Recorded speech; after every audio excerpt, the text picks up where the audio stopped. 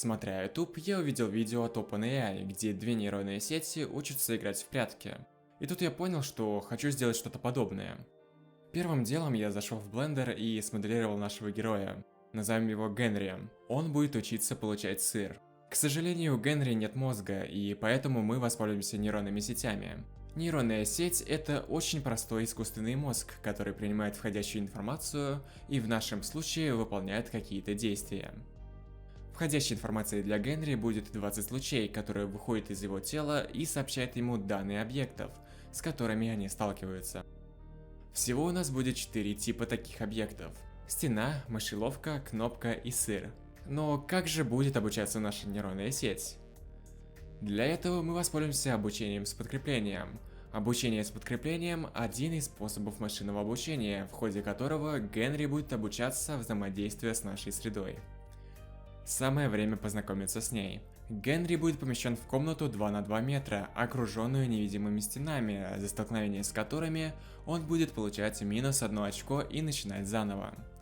Но это не единственное препятствие, с которым может столкнуться Генри. Мышеловки, столкновение с которыми аналогично стенам.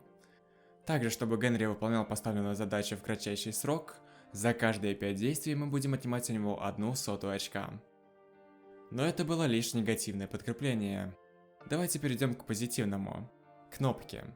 За столкновение с кнопкой Генри получает половину очка. Если в комнате нажаты все кнопки, появляется наша последняя награда – сыр, которая оценивается 1 очком. С входящей информацией и подкреплением вроде бы все понятно, но какие действия может выполнять Генри? Для данного эксперимента у него есть 4 действия. Бежать вперед, остановиться, повернуть направо и повернуть налево. Давайте же посмотрим, как он будет обучаться.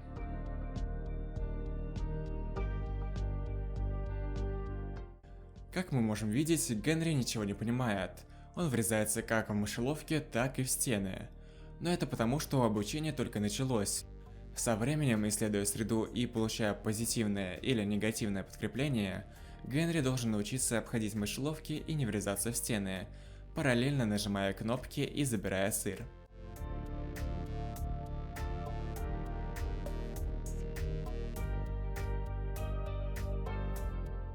Спустя 100 тысяч шагов, Генри практически всегда избегает столкновения с мышеловками, что не скажешь про стены.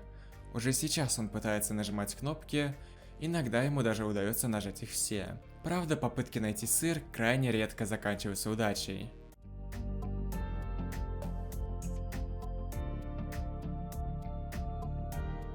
Спустя 200 тысяч шагов Генри всегда избегает мышеловок, почти всегда нажимает все кнопки и иногда начинает бояться сыра.